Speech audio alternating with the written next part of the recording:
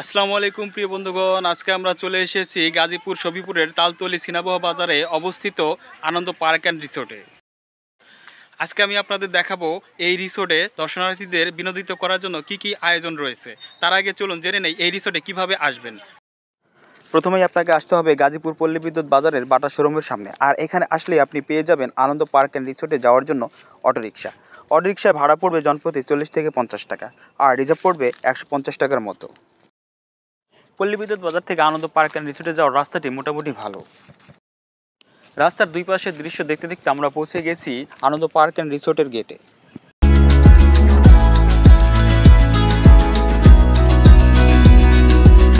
রিসোর্টের প্রথম গেটের ওয়ালে কিছু নির্দেশনাবলী দেখতে পেলাম।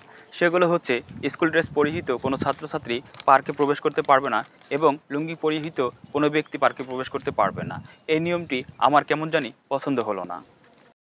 যাই হোক, পার্কের সামনে কিছু দোকানও রয়েছে, আপনি চাইলে পানি ও অন্যান্য খাবার এখান থেকে কিনে নিতে পারেন। এই রিসোর্টে রয়েছে দুইটি গেট। প্রথম গেট অতিক্রম করতেই চোখে পড়বে এক পাশে ওয়াল যা এরকম কারুকাজ করা, আরেক পাশে কাঁটাতারের ওয়াল যা লতায় ঢেকে রেখেছে। এই রিসোর্টে প্রথমে যে জিনিসটি ভালো লেগেছে সেটি হচ্ছে নামাজ পড়ার জন্য রয়েছে মসজিদের ব্যবস্থা। দ্বিতীয় গেটের পূর্বেই রয়েছে সুন্দর এই মসজিদ। মসজিদের পাশেই রয়েছে বেসিনের ব্যবস্থাও। দ্বিতীয় গেটে রয়েছে টিকিট কাউন্টার। প্রবেশ মূল্য মাত্র 50 টাকা। আমি 50 টাকা করে 3টি টিকিট নিয়ে নিলাম। এবার দ্বিতীয় গেট অতিক্রম করে রিসোর্টের মূল অংশে প্রবেশ করার পালা। রিসোর্টে প্রবেশ করতেই চোখে পড়বে নান্দনিক সৌন্দর্যে নির্মিত একটি পানির ফোয়ারা। কারণবশত পানির খেলা বন্ধ আছে। এই পানির ফোয়ারার এক পাশে রয়েছে উট পাখির ভাস্কর্য, আর এক পাশে ফ্লাইং দোলনা এবং সুন্দর একটি ঘোড়ার ভাস্কর্যও রয়েছে এখানে।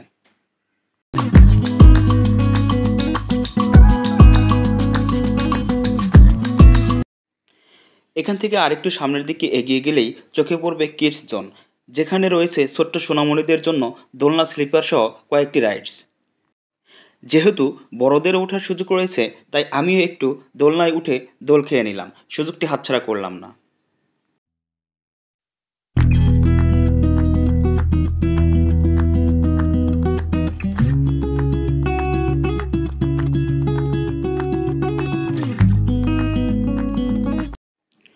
এই রিসোর্টের ইট বিছানো সরু রাস্তাগুলো খুবই চমৎকার।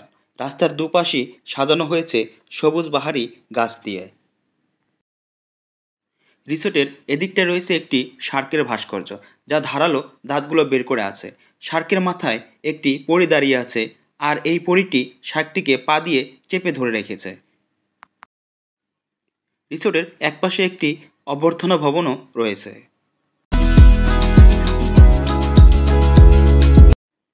রিসোর্টের শেষের দিকে রয়েছে আরও একটি গেট।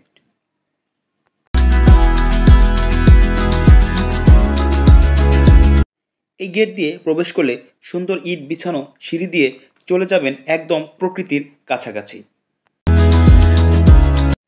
সিঁড়ির দুপাশে রয়েছে ইটের তৈরি সিট বেঞ্চ। সেখানে বসে আপনি বিলের সৌন্দর্য উপভোগ করতে পারবেন এবং বিলের ঠান্ডা হাওয়া গায়ে লাগাতে পারবেন অনায়াসে। এছাড়াও বসার জন্য রয়েছে বেশ কয়েকটি টিনের ছাউনি।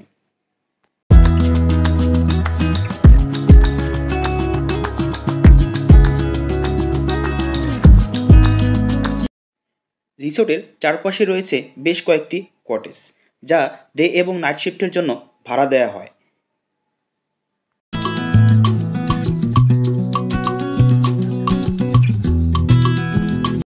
এই রিসোর্টের মূল আকর্ষণ হচ্ছে সুইমিং পুল, যা একদম ফ্রি। এই রিসোর্টের সুইমিং পুলে গোসল করার জন্য আলাদা কোনো চার্জ দিতে হয় না। সুইমিং পুলের উপরে রয়েছে কক্সবাজারের মতো বসার সিট।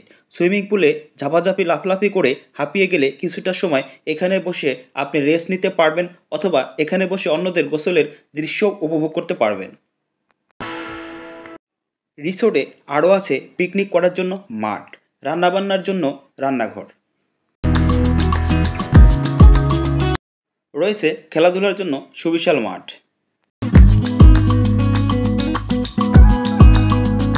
গাড়ি পার্কিংয়ের জন্য সুব্যবস্থাও রয়েছে এখানে। এখানে আরও রয়েছে পুরুষ এবং মহিলাদের জন্য আলাদা আলাদা একাধিক টয়লেটের ব্যবস্থা। সব কিছু মিলিয়ে আনন্দ পার্ক অ্যান্ড রিসোর্টটি অসাধারণ একটি রিসোর্ট। আপনি চাইলে সপরিবারে অবসরে একটি দিন নির্ভাবনায় কাটিয়ে আসতে পারেন এই রিসোর্টে। ধন্যবাদ সবাইকে।